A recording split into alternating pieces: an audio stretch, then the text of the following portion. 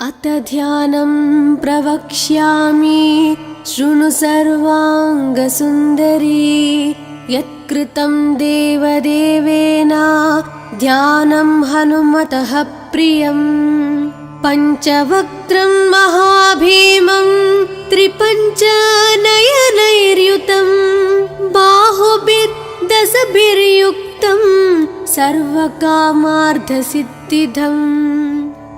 पूर्वं तु वानरं वक्त्रं कोटिसूर्यसमप्रभं दंष्ट्राकरालवदनं भ्रुकुटीकुटिलेक्षणम्। अस्यैव दक्षिणं वक्त्रं नारसिंहं महाद्भुतम् अत्युग्रतेजवपुषं भीषणं भयनाशनम्। पश्चिमं गारुडं वक्त्रं वक्रतुण्डं महाबलं सर्वनागाप्रशमनं विषभूतादिकृन्तनम्।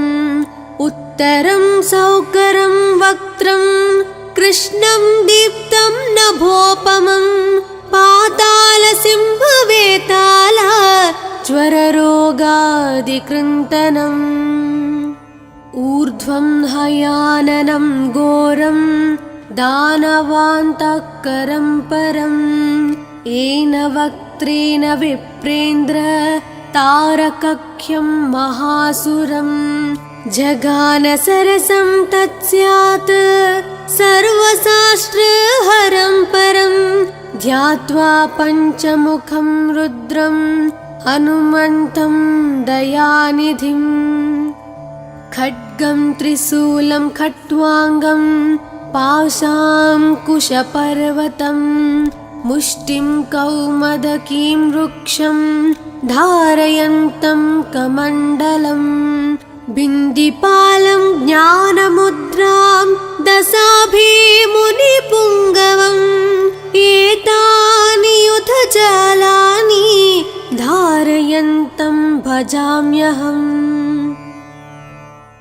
प्रीतासनोपविष्टं तं सर्वाभरणभूषितं दिव्यमाल्याम्बरधरं दिव्यगन्धानुलेपनम्। सर्वाश्चर्यमयं देवं हनुमद्विश्वतोमुखं पञ्चास्यम् अच्युतम् अनेक विचित्रवर्णावक्त्रं शशाङ्कशिखरं कपिराजवर्यं पीताम्बरादिमुकुटैरूपशोभिताङ्गम्। पिङ्गाक्षम् आद्यम् अनिशं मनसा स्मरामि। मर्कटीशं महोत्साहं सर्वाश्रुहरं परं शत्रुसंहार मां रक्ष श्रीमन्नापडनुद्धर। ॐ हरिमरकटमरकटमन्त्रमिदं परिलिख्यति लिख्यति वामतले यदि नश्यति नश्यति शत्रुकलां यदि मुञ्चति मुञ्चति वामलता। इदं कवचं पठित्वात् महाकवच पठे नरः एकवारं जपे स्तोत्रं सर्वशत्रुनिवारणं। द्विवारं तु पठे नित्यं पुत्रपौत्रप्रवर्धनं। त्रिवारं च पठे नित्यं सर्वसमाप्तकरं शुभम्। चतुर्वारं पठे नित्यं सर्वरोगनिवारणं। पञ्चवारं पठे नित्यं सर्वलोकवशङ्करं। षड्वारं च पठे नित्यं सर्वदेवावशङ्करं। सप्तवारं पठे नित्यं सर्वसौभाग्यदायकम्। अष्टवारं पठे नित्यं मिष्टकामार्थसिद्धिदम्। नववारं पठे नित्यं राजभोगमवाप्नुयात्। दशवारं पठे नित्यं त्रैलोक्यज्ञानदर्शनं। रुद्रावृत्तिं पठे नित्यं सर्वसिद्धिर्भवेर्ध्रुवम्। कवचस्मतरणेनैव महाबलमवाप्नुयात्। सुदर्शनसंहितायां श्रीरामचन्द्रसीताप्रोक्तं श्रीपञ्चमुखहनुमत्कवचं सम्पूर्णम्।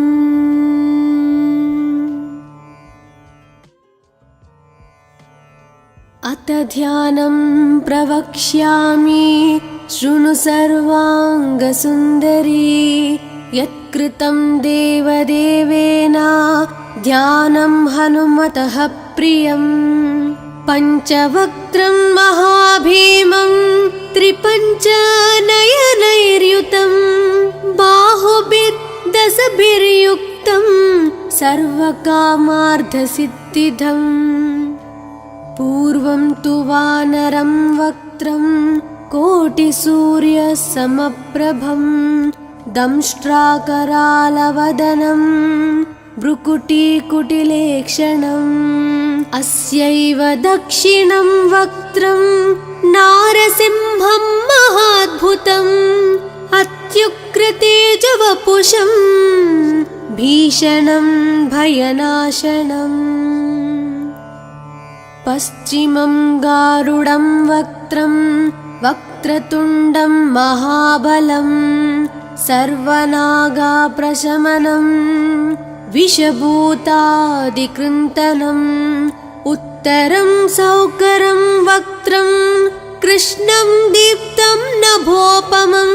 पातालसिंहवेताल ज्वररोगादिकृन्तनम्।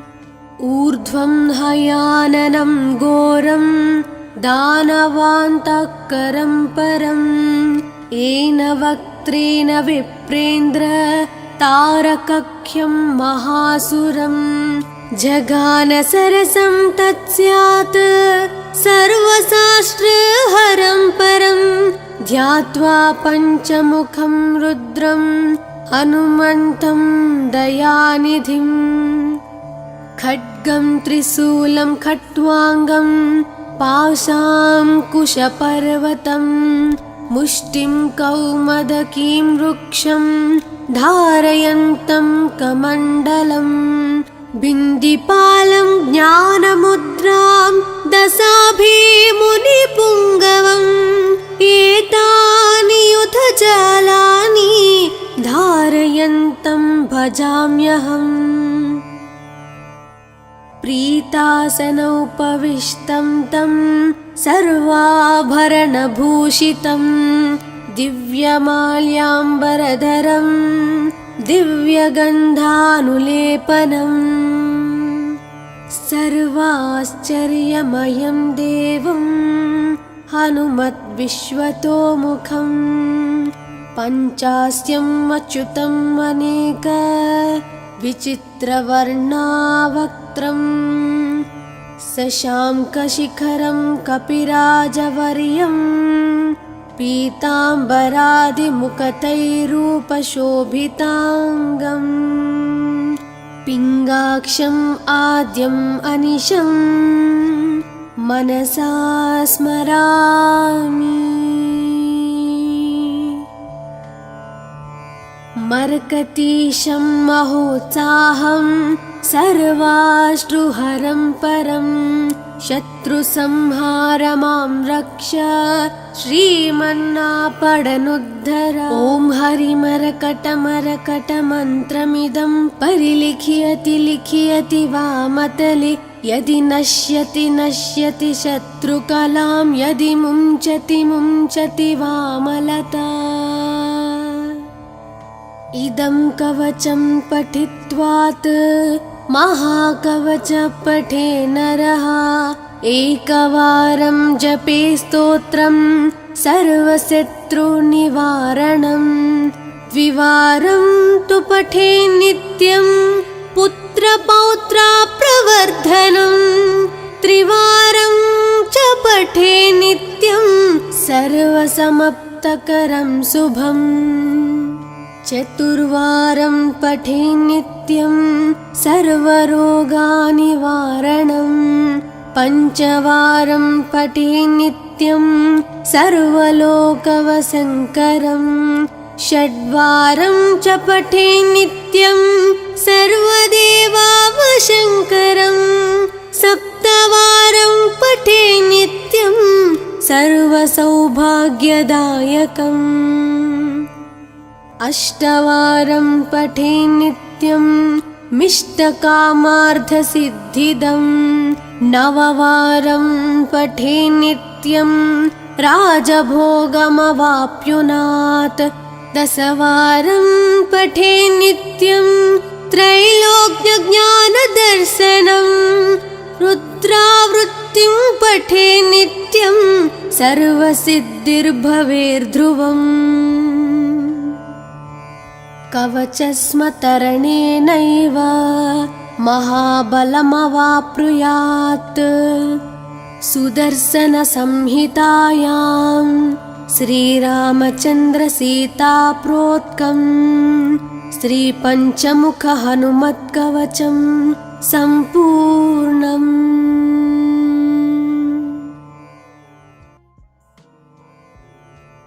अथ ध्यानं प्रवक्ष्यामि शृणु सर्वाङ्गसुन्दरी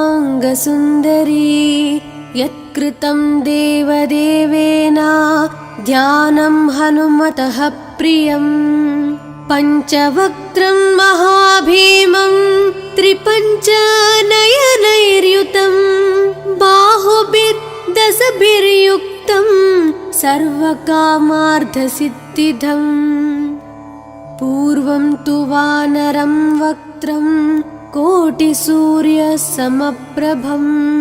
दंष्ट्राकरालवदनं भ्रुकुटीकुटिलेक्षणम् अस्यैव दक्षिणं वक्त्रं नारसिंहं महाद्भुतम् अत्युग्रतेजवपुषं भीषणं भयनाशनम् पश्चिमं गारुडं वक्त्रं वक्रतुण्डं महाबलं सर्वनागाप्रशमनं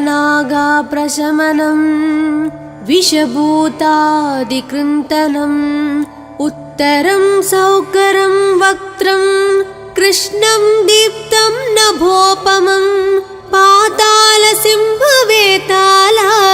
ज्वररोगादिकृन्तनम् ऊर्ध्वं हयाननं घोरं दानवान्तकरं परं येन वक्त्रेण विप्रेन्द्र तारकख्यं महासुरं जगानसरसं तत्स्यात् सर्वशास्त्रहरं परं ध्यात्वा पञ्चमुखं रुद्रं हनुमन्तं दयानिधिम् खड्गं त्रिशूलं खट्वाङ्गं पाशाङ्कुशपर्वतं मुष्टिं कौमदकीं वृक्षं धारयन्तं कमण्डलं बिन्दिपालं ज्ञानमुद्रां दशाभिमुनिपुङ्गवम् एतानि युधजालानि धारयन्तं भजाम्यहम्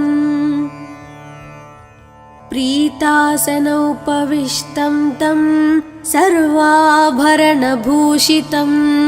दिव्यमाल्याम्बरधरं दिव्यगन्धानुलेपनम् सर्वाश्चर्यमयं देवं हनुमद्विश्वतोमुखं पञ्चास्यम् अच्युतम् अनेक विचित्रवर्णावक्त्रं शशाङ्कशिखरं कपिराजवर्यं पीताम्बरादिमुखतैरूपशोभिताङ्गम् पिङ्गाक्षम् आद्यम् अनिशं मनसा स्मरामि।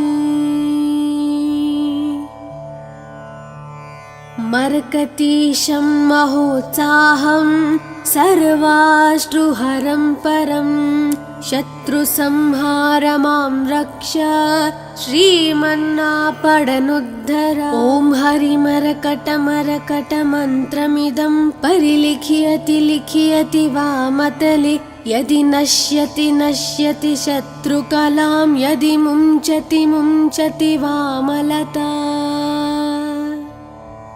इदं कवचं पठित्वात् महाकवच पठे नरः एकवारं जपे स्तोत्रं सर्वशत्रुनिवारणं द्विवारं तु पठे नित्यं पुत्रपौत्रप्रवर्धनं त्रिवारं च पठे नित्यं सर्वसमाप्तकरं शुभम् चतुर्वारं पठे नित्यं सर्वरोगनिवारणं पञ्चवारं पठे नित्यं सर्वलोकवशङ्करं षड्वारं च पठे नित्यं सर्वदेवावशङ्करं सप्तवारं पठे नित्यं सर्वसौभाग्यदायकम्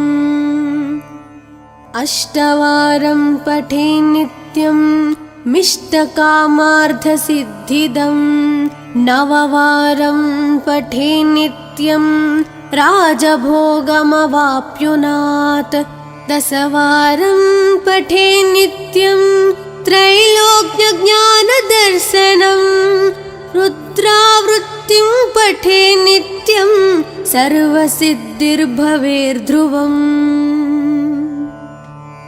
कवचस्मतरणेनैव महाबलमवाप्नुयात् सुदर्शनसंहितायां श्रीरामचन्द्रसीताप्रोक्तं श्रीपञ्चमुखहनुमत्कवचं सम्पूर्णम्।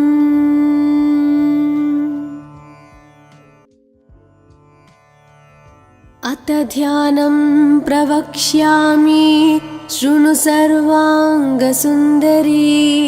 यत्कृतं देवदेवेन ध्यानं हनुमतः प्रियं पञ्चवक्त्रं महाभीमं त्रिपञ्चनयनैर्युतं बाहुभिर्दशभिर्युक्तं सर्वकामार्थसिद्धिदम् पूर्वं तु वानरं वक्त्रं कोटिसूर्यसमप्रभं दंष्ट्राकरालवदनं भ्रुकुटीकुटिलेक्षणम् अस्यैव दक्षिणं वक्त्रं नारसिंहं महाद्भुतम् अत्युग्रतेजवपुषं भीषणं भयनाशनम् पश्चिमं गारुडं वक्त्रं वक्रतुण्डं महाबलं सर्वनागाप्रशमनं विषभूतादिकृन्तनम् उत्तरं सौकरं वक्त्रं कृष्णं दीप्तं नभोपमं पातालसिंहवेताल ज्वररोगादिकृन्तनम् ऊर्ध्वं हयाननं घोरं दानवान्तकरं परम् येन वक्त्रेण विप्रेन्द्र तारकख्यं महासुरं जगानसरसं तत्स्यात् सर्वशास्त्रहरं परं ध्यात्वा पञ्चमुखं रुद्रं हनुमन्तं दयानिधिम् खड्गं त्रिशूलं खट्वाङ्गं पाशाङ्कुशपर्वतं मुष्टिं कौमदकीं वृक्षं धारयन्तं कमण्डलं बिन्दिपालं ज्ञानमुद्रां दशाभिमुनिपुङ्गवम् एतानि युधजालानि धारयन्तं भजाम्यहम् प्रीतासनोपविष्टं तं सर्वाभरणभूषितं दिव्यमाल्याम्बरधरं दिव्यगन्धानुलेपनम् सर्वाश्चर्यमयं देवं हनुमद्विश्वतोमुखं पञ्चास्यम् अच्युतम् अनेक विचित्रवर्णावक्त्रम् शशाङ्कशिखरं कपिराजवर्यं पीताम्बरादिमुकुटैरूपशोभिताङ्गम् पिङ्गाक्षम् आद्यम् अनिशं मनसा स्मरामि। मर्कटीशं महोत्साहं सर्वाश्रुहरं परं शत्रुसंहारमां रक्ष श्रीमन्नापडनुद्धर। ॐ हरिमरकटमरकटमन्त्रमिदं परिलिख्यति लिख्यति वामतले यदि नश्यति नश्यति शत्रुकलां यदि मुञ्चति मुञ्चति वामलता। इदं कवचं पठित्वात् महाकवच पठे नरः एकवारं जपे स्तोत्रं सर्वशत्रुनिवारणम् द्विवारं तु पठे नित्यं पुत्रपौत्राप्रवर्धनम् त्रिवारं च पठे नित्यं सर्वसमाप्तकरं शुभम् चतुर्वारं पठे नित्यं सर्वरोगनिवारणम् पञ्चवारं पठे नित्यं सर्वलोकवशङ्करम् षड्वारं च पठे नित्यं सर्वदेवावशङ्करम् सप्तवारं पठे नित्यं सर्वसौभाग्यदायकम् अष्टवारं पठे नित्यं मिष्टकामार्थसिद्धिदम् नववारं पठे नित्यं राजभोगमवाप्नुयात् दशवारं पठे नित्यं त्रैलोक्यज्ञानदर्शनम् रुद्रावृत्तिं पठे नित्यं सर्वसिद्धिर्भवेर्ध्रुवम् कवचस्मतरणेनैव महाबलमवाप्नुयात् सुदर्शनसंहितायां श्रीरामचन्द्रसीताप्रोक्तं श्रीपञ्चमुखहनुमत्कवचं सम्पूर्णम्।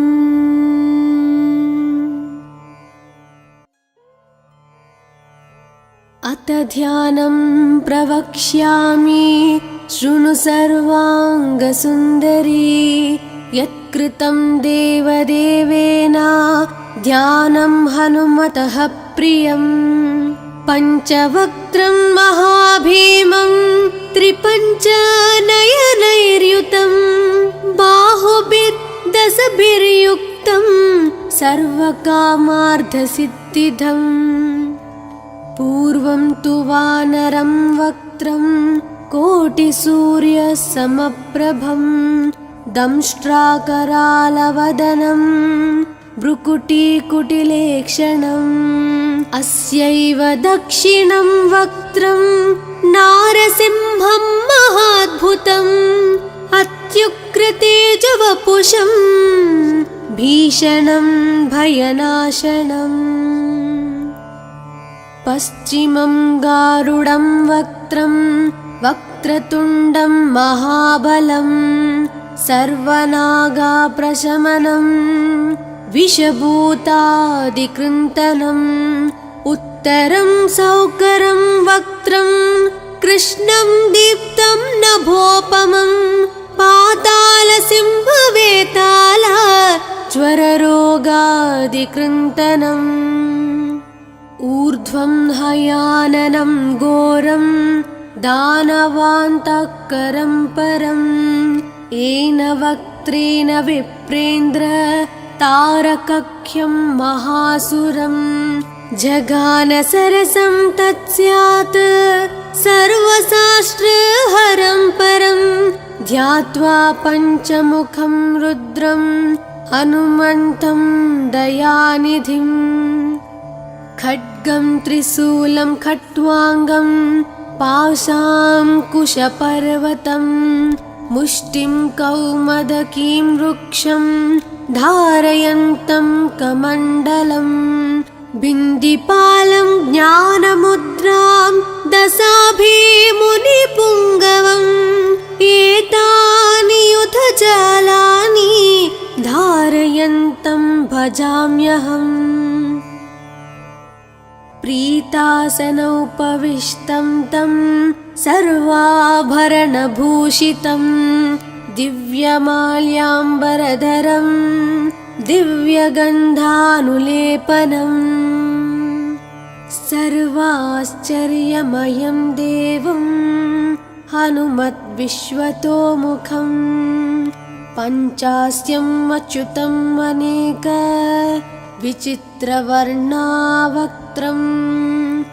शशाङ्कशिखरं कपिराजवर्यं पीताम्बरादिमुकुटैरूपशोभिताङ्गम् पिङ्गाक्षम् आद्यम् अनिशं मनसा स्मरामि मर्कतीशं महोत्साहं सर्वाश्रुहरं परं शत्रुसंहारमां रक्ष श्रीमन्नापडनुद्धर ॐ हरिमरकटमरकटमन्त्रमिदं परिलिख्यति लिख्यति वामतले यदि नश्यति नश्यति शत्रुकलां यदि मुञ्चति मुञ्चति वामलता इदं कवचं पठित्वात् महाकवच पठे नरः एकवारं